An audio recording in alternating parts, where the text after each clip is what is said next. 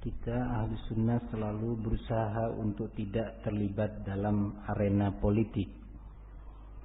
Namun selaku warga negara, kalau suatu saat mau tidak mau atau mungkin mau tidak mau mungkin tetap terseret pada masalah politik, akan terseret kepada masalah politik. Seperti misalnya pada kondisi yang ada di Mesir sekarang. Apa yang terjadi di Mesir? Penurunan presiden. Kenapa diturunkan? Kenapa diturunkan? Dianggap zalim oleh rakyatnya. Terus setelah itu diturunkan. Sudah. Dalam proses.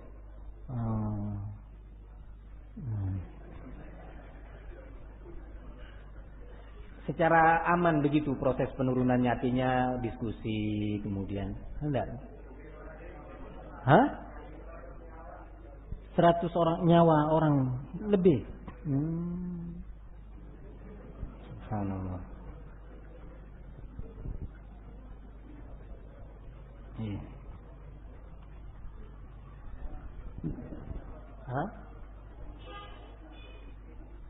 Penyebabnya karena banyaknya orang-orang miskin, kemiskinan yang melanda negeri.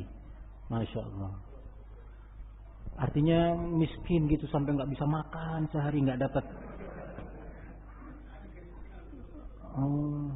Nah, miskin seperti dulu sahabat mau berbuka nggak dapat makanan, berbuka puasa nggak dapat makanan. Iya.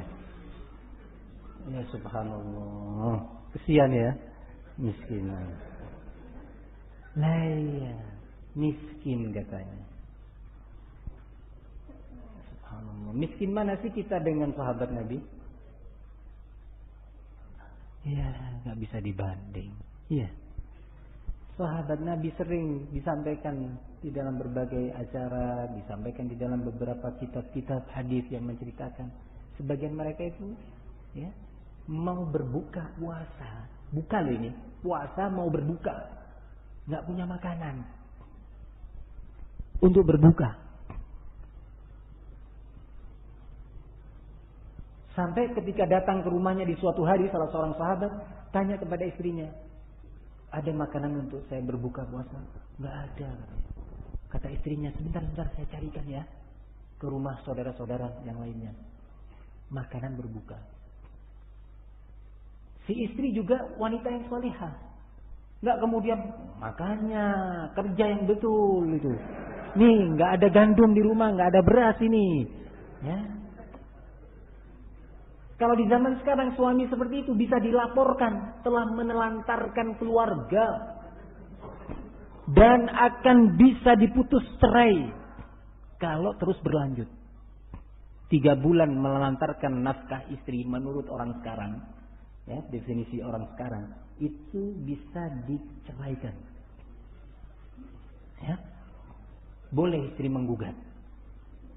Coba antum perhatikan, nggak ada yang mau dimakan. Kalau kita mau berbuka, ada kolak, ada pisang goreng, ada apa lagi di sini?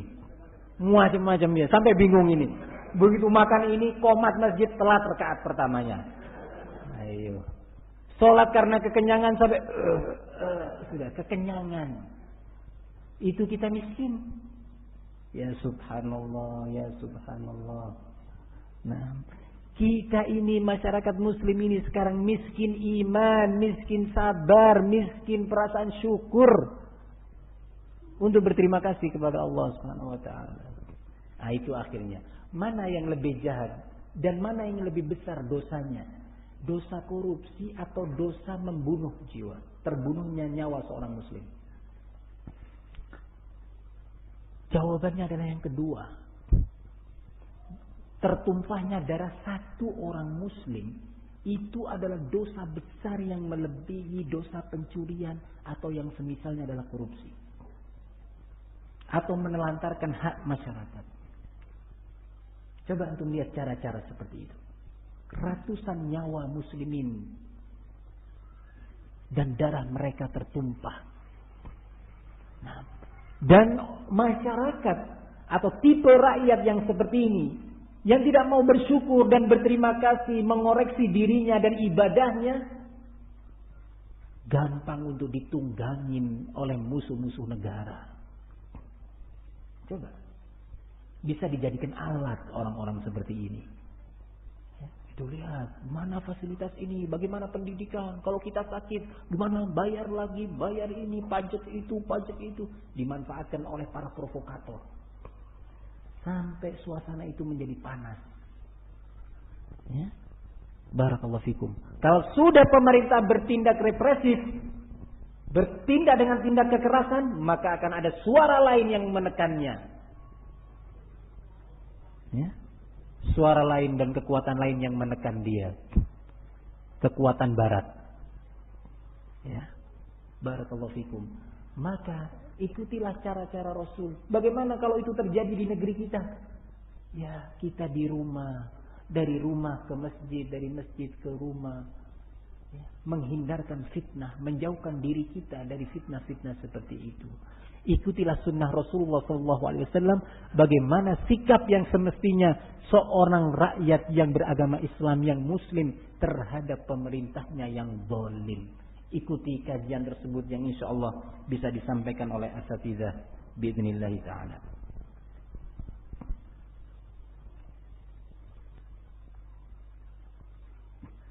Apa bantahan terhadap slogan atau semboyan boleh atau harus terjun dalam pemilu karena khawatir nanti orang-orang kafir yang akan menang dan menjadi pemimpin?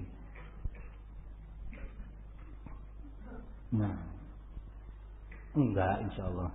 Nah, jangan khawatir. Nah, kita sih berapa orang? 1 orang, 2 orang, enggak bermanfaat suara kita. Yang kedua, lah sekarang ini yang katanya dahulu dia adalah sebagai partai berasaskan Islam, sekarang sudah dengan terang-terangan menyatakan tidak berasaskan Islam dan menjadikan calon-calonnya di daerah, tingkatan daerah atau provinsi bahkan pusat terbuka untuk non-muslim. Ya? Lalu yang mana yang mau kita ikuti? Barakallahu fikum. Segala sesuatu yang ditempuh dengan cara yang batil, dengan cara yang bukan datangnya dari Islam, cara yang datangnya dari Yahudi, maka yang datang setelah itu adalah kebatilan dan kehancuran. Kita jangan tertipu dengan ucapan atau slogan-slogan semacam ini. Bagaimana kafarohnya orang yang telah banyak dengan sengaja meninggalkan sholat sampai waktunya sudah nggak bisa dihitung, 10 tahun, 20 tahun. Nah, 10 tahun nggak sholat, sehari 5 waktu, kalikan 365 kali 10. Nah kalau kafarohnya misalkan suruh mengerjakan sholat, ya, suruh tunaikan semua hutangnya itu, ya nggak selesai-selesai. Maka nggak ada kafaroh. Yang ada adalah taubat kepada Allah. Berniat ikhlas dan berjanji untuk tidak mengulanginya. Taubat kepada Allah. Dan banyak melakukan amal soleh. Karena amal-amal soleh itu akan menghapuskan dosa-dosa dia.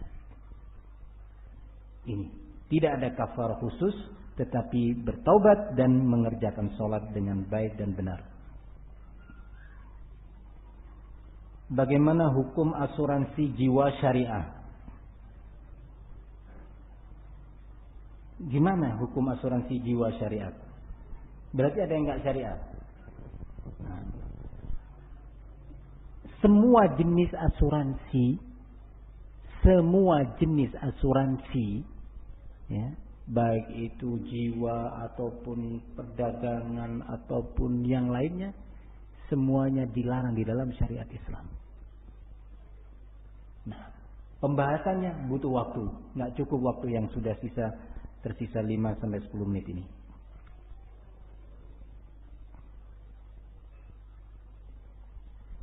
Apa hukum memakai cadar? Hukumnya sebagian ulama menyatakan wajib dan ini yang rajih, yang kuat. Sebagiannya menyatakan mustahab. Ya, sebagiannya menyatakan mustahab. Nah, namun yang rajih, yang kuat adalah wajah dan telapak tangan wanita adalah wajib untuk ditutup karena itu adalah aurat. Nah, wallahu a'lam bishawab. Masih ada beberapa pertanyaan, insyaallah dijawab di waktu yang lain. Kita cukupkan kajian kita di siang hari ini. Semoga yang sedikit kita pelajari ini Allah jadikan sebagai amal ibadah yang diterima di sisinya. Kurang lebihnya saya mohon maaf. Wassallallahu wasallam wa barak ala nabiyyina Muhammad wa ala alihi wa sahbihi wasallam. Walhamdulillahirabbil alamin.